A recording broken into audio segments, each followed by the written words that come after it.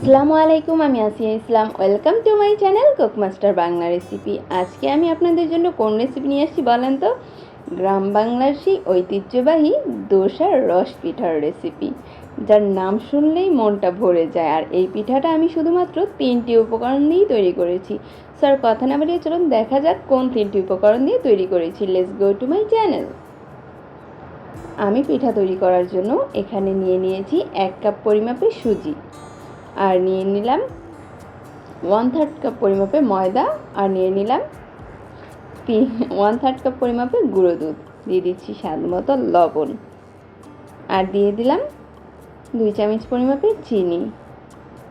এখন আমি এটাকে ভালো করে মিক্সড করে একটা ব্যাটার তৈরি করে নেব। আর এখানে কিন্তু আমি সুজি, ময়দা আর মাত্র চিনি দিয়েই পিঠাটা তৈরি করে নিতে পারি। তা আমি যেটা বলেছি, এখানে আমার কোনো নারিকেল, তারপরে চালের গুঁড়া, তারপরে ঘি, বাটার কোনো কিছুই কিন্তু অ্যাড করতে হয়নি। ওই জন্যই আমি বলেছি শুধুমাত্র 3টি উপকরণ দিয়ে আমি তৈরি করেছি। আর এখানে আমি ব্যাটারটা তৈরি করার জন্য 1 কাপ পরিমাপে পানি অ্যাড করে দিয়েছি, আর পানিটা কিন্তু আমি ধীরে ধীরে অ্যাড করেছি। তা আমার ব্যাটারটা তৈরি করা হয়ে গেছে। এখন আমি এটাকে রেস্টে রেখে দেব 10 মিনিটের জন্য। আর এখানে আমি 10 মিনিটের মধ্যে কিছু কাজ করে নেব, যাতে আমি দ্রুত আমার কাজটা শেষ করতে পারি। ওই জন্য আমি চুলায় একটা কড়াই বসিয়ে দিয়েছি, আর কড়াইতে প্রায় 1 লিটারের মতো পানি দিয়ে দিয়েছি। এখন আমি এই পানিটা গরম হওয়ার জন্য ঢেকে দিচ্ছি। আমার সুজির মিশ্রণটাও রেস্টে রাখা হয়ে যাবে, আমার পানিটাও গরম হয়ে যাবে। তো আমার একসাথেই দুটো কাজ হয়ে যাবে। ওই জন্য আমি একসাথেই করে নিলাম। আমার প্রায় 10 মিনিটের মতো হয়ে গেছে। এখন আমি আমার সুজির মিশ্রণটা দেখে নিচ্ছি। 10 মিনিটে এটা কিন্তু অনেকটাই অ্যাডজাস্ট হয়ে গেছে। এখন আমি এর মধ্যে দিয়ে দেব 1/2 চামচ পরিমাপে বেকিং পাউডার, আর দিয়ে দেব একটা ডিম। ডিমটা আপনারা চাইলে স্কিপ করতে পারেন, বাট আমার কাছে মনে হয় ডিমটা দিলে একটু বেশি ফ্লাফি ভাব হয়, একটু সফট হয়, আর খেতে ভালো লাগে, নরম তুলতুলে হয়। ওই জন্য আমি ডিমটাও সাথে অ্যাড করে দিচ্ছি।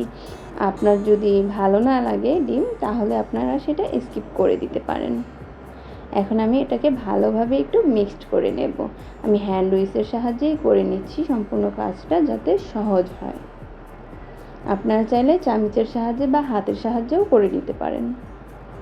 আমার মিক্সড করা হয়ে গেছে। এখন আমি এটাকে কাপে সেট করব। ওই জন্য চায়ের কাপের মধ্যে একটু ঘি ব্রাশ করে নিচ্ছি। আপনারা চাইলে রান্নার সাদা তেলও ব্রাশ করে নিতে পারেন, এতে আমাদের মোল্ড আউট করার সময় সুবিধা হবে। আর ঘিটা দিয়ে ব্রাশ করলে একটু ফ্লেভার আসে, ওই জন্য আমি ঘিটা ব্রাশ করে দিয়েছি। আপনি প্রয়োজনে তেল দিয়েও করে নিতে পারেন।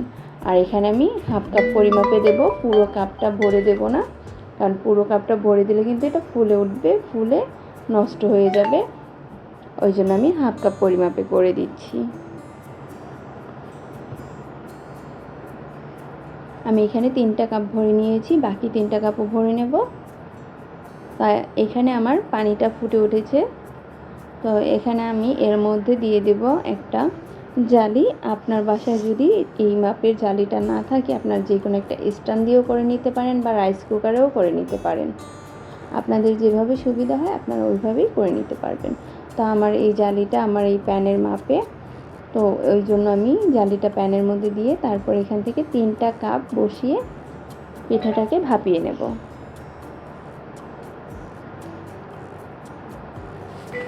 আর পরবর্তীতে আমি বাকি আরও 3টা কাপ দিয়ে সবগুলো পিঠা সেম প্রসেসে তৈরি করে নেব। এটাকে ঢেকে দিচ্ছি। ঢেকে আমি প্রায় 5 থেকে 6 মিনিটের মতো ভাপিয়ে নিয়েছি। এখন একটা টুথপিকের সাহায্যে চেক করে নেব, যদি এটা ক্লিন আসে তাহলে বুঝে নেব পিঠাটা হয়ে গেছে।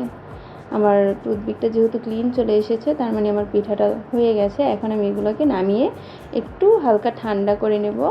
আর একটা ওই টুথপিকের সাহায্যেই 4 সাইড থেকে ঘুরিয়ে নিচ্ছি, যাতে মোল্ড আউট করতে আমার সহজ হয়।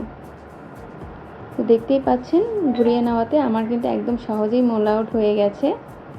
আমি এই কাপের মতো শেপ করে তৈরি করে নিয়েছি। আপনারা কিন্তু আপনাদের পছন্দ অনুযায়ী শেপ করে তৈরি করতে পারেন, যে কোনো একটা কিছুর সাহায্যে। আমি এখন একটা চামচের সাহায্যে চারো সাইড থেকে ঘুরিয়ে নিলাম। দেখেন সুন্দরভাবে মোল্ড আউট হয়ে গেছে। তো আপনারা যে কোনো কিছুর সাহায্যেই এভাবে মোল্ড আউট করে নিতে পারেন।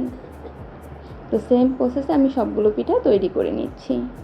আর এখন আমি একটা মালাই তৈরি করব। ওই জন্য আমি 1 লিটার পরিমাণে গরুর তরল দুধ নিয়েছিলাম, সেটাকে জাল করে 1/2 লিটার করে নিয়েছি। আর আমি এই মালাইটা কনডেন্স মিল্ক দিয়ে তৈরি করব। আপনারা চাইলে চিনি দিয়েও তৈরি করে নিতে পারেন। আমি এখানে 1/2 কাপ পরিমাপে কনডেন্স মিল্ক অ্যাড করে দিয়েছি। আর যেহেতু আমি আমার পিঠার মধ্যে একটু চিনি ব্যবহার করেছিলাম, তো আমার 1/2 কাপ কনডেন্স মিল্কই মালাইতেই আমার হয়ে যাবে।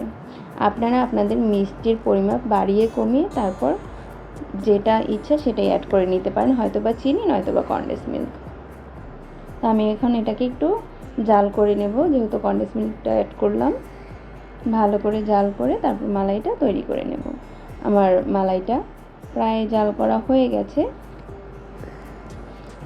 এ পর্যায়ে আমি আমার যেই পিঠাগুলো তৈরি করেছিলাম সেই পিঠাগুলোও আমি এর মধ্যে অ্যাড করে দেব।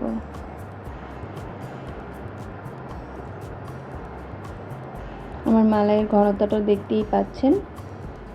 একেবারে বেশি ঘনও করা যাবে না আর একেবারে পাতলাও করা যাবে না, মিডিয়াম রাখতে হবে। এখন পিঠাগুলো দিয়ে দিতে হবে একদম গরম গরম অবস্থায়। যদি মালাইটা ঠান্ডা হয়ে যায় তাহলে কিন্তু ভালোভাবে আমার পিঠার সাথে অ্যাডজাস্ট হবে না। অ্যাডজাস্ট হওয়ার জন্য আমি একদম গরম থাকা অবস্থায় পিঠাগুলো দিয়ে দেব।